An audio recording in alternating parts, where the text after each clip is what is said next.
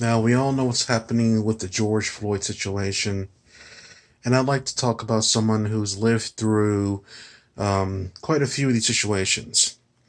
The more popular one is Rodney King back in the mid 90s. Rodney King, in case you don't know, was beat up by officers with their batons on a road or highway somewhere, nighttime, and someone was recording the whole thing. And essentially, from what I recall, the police officers got away scot free. And the issue with what we, the people, did, we didn't have hashtags back then. We essentially went looting and rioting, and I believe it was in California as well. Um, so the looting happened, the rioting happening, people getting TVs and stuff out of stores and whatnot. The exact same thing happened then that happened now.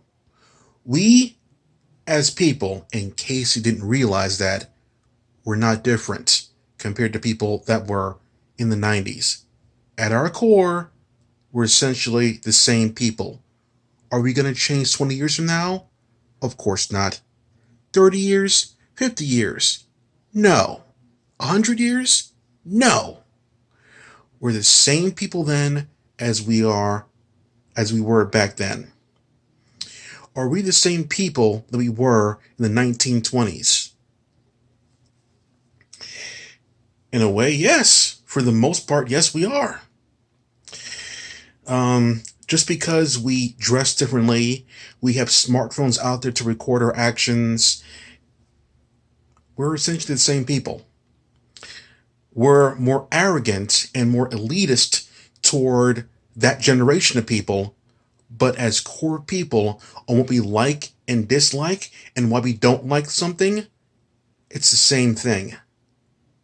So if we, the people, have any small chance at looting and robbing and purging or whatever, and taking things that don't belong to us for absolutely no reason, we the people will take it.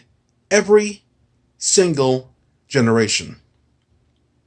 You think George Floyd's last request was, I hope that people who saw this loot random shoe stores and Old Navies and Sephora's and Starbucks? I bet that was his last wish, right?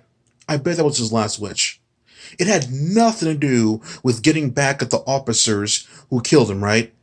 I'm sure he wanted all the people to loot and plunder and steal. I'm sure that's what he wanted. Yeah, I'm sure that.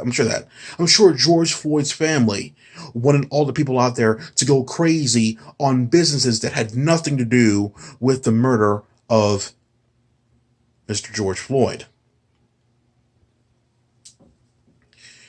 People back then and now are cowards. We're keyboard cowards over the internet, spouting Black Lives Matter like that's going to change anything. How about hashtag arrest corrupt cops?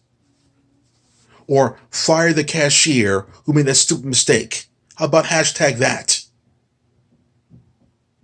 Not hashtag Black Lives Matter like we're some cool meme from 10 years ago when that shit was popping or whatever? You kidding me, right? Is if that's going to solve anything, call your congressman. Why don't you go to police stations in person and protest outside of police stations? Why not? Because they have weapons?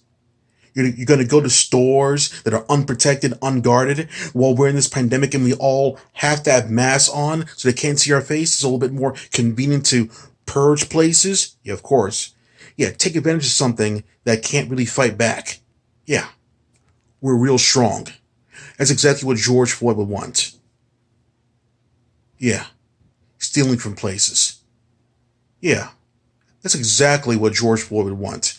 Yeah, when he was on the ground, handcuffed, knee in the back of his head, I'm sure that's what he was thinking. If I die, I want everybody to loot. That's exactly what he was thinking. You fucking morons.